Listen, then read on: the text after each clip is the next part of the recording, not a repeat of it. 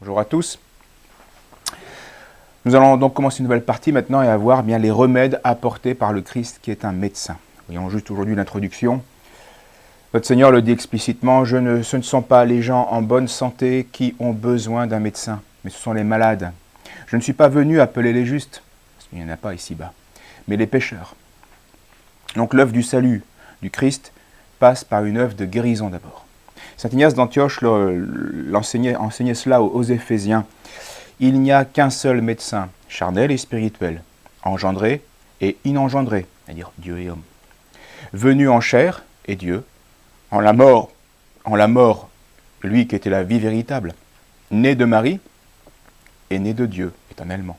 C'est notre Seigneur. Donc pour amener la santé sur terre, le Christ, en véritable médecin, c'est la remarque de Saint Grégoire de Nice, en véritable médecin, eh bien, il est venu en chassant le mal par ses contraires, conformément à ce que prescrit l'art médical.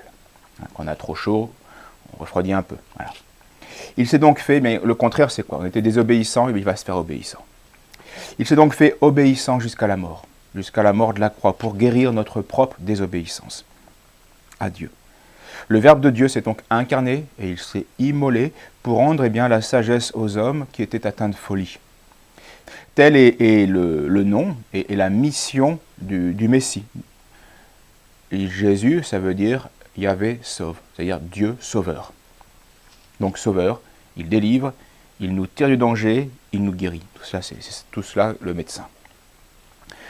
Pour tout guérir, eh bien, il a fallu qu'il assume tout aussi, dans son corps, l'âme et l'esprit. Tout, bien sûr, sauf le péché, qu'il est venu justement combattre et pourchasser et détruire. Donc quand saint Paul nous dit que le Christ s'est fait pécher pour nous, il faut comprendre que saint Paul veut dire que le Christ est venu assumer dans une chair passible, corruptible, mortelle, toutes les conséquences du péché, afin que son sang versé, très pur, et uni à la divinité, c'est ça qui change tout, uni à la divinité, eh bien, puisse guérir et transformer notre nature humaine en une nature impassible, incorruptible, immortelle et finalement déifiée.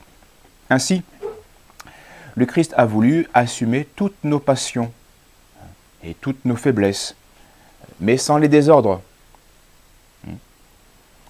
On peut très bien avoir faim, soif, avoir peur, être angoissé, ce que notre Seigneur connaîtra au Jardin des Oliviers, être triste de même, ou se réjouir, ou pleurer, ce que notre Seigneur a fait 2 fois, souffrir, mourir, etc., sans aucune faute, et en toute sainteté, en toute justice, en toute perfection.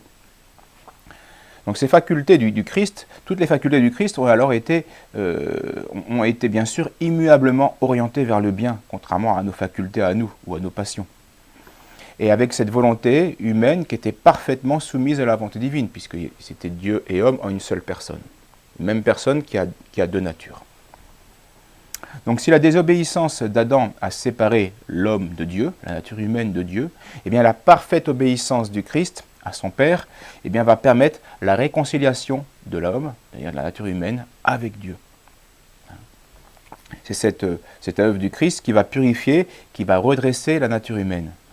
Par son baptême, par toute sa vie, par sa tentation au désert, par sa passion surtout, évidemment, où tout a été offert librement, eh bien, il a ainsi fait cesser la tyrannie du démon sur les hommes, et il a donc offert la libération aux hommes.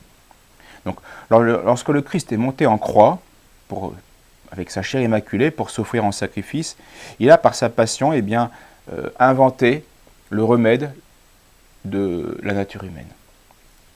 Le remède aux passions humaines désordonnées.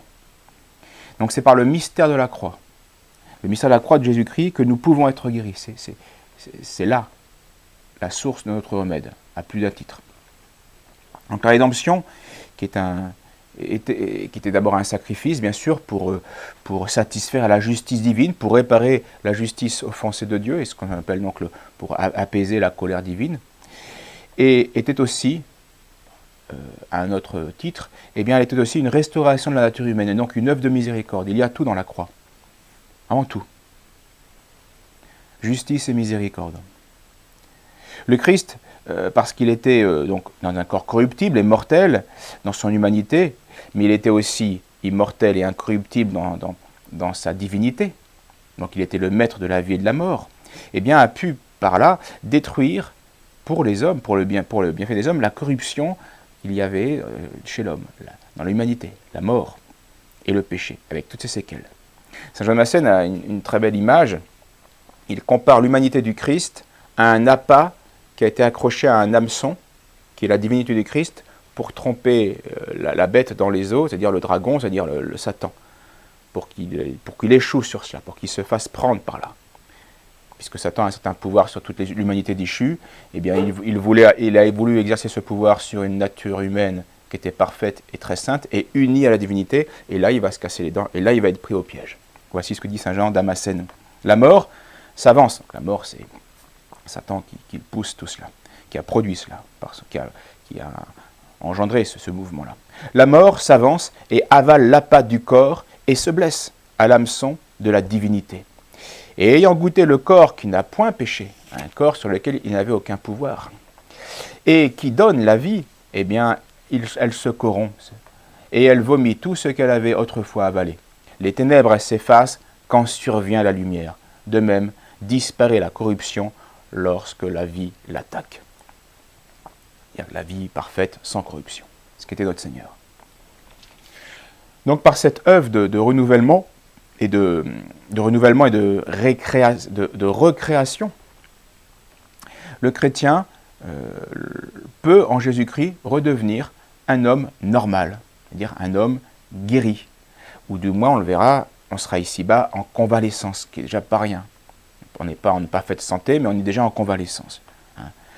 Et en attendant, bien sûr, cette perfection future de la résurrection et de notre glorification, qui à ce moment-là nous rendra réellement en pleine santé, c'est-à-dire impassible, incorruptible, immortel et au final même déifié.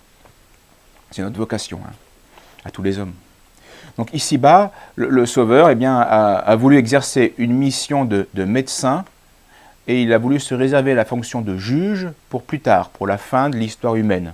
Pour l'instant, donc, il est les deux, il sera les deux. Mais chaque chose en son temps. D'abord, il cherche à guérir. Après, il jugera, il punira, ou récompensera. Et comme le dit Saint Jean Chrysostome, un médecin a pour but non de se venger, mais de nous attirer à lui.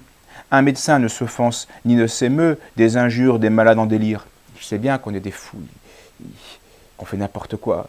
Il a pitié de nous, c'est pour ça qu'il est venu sur terre.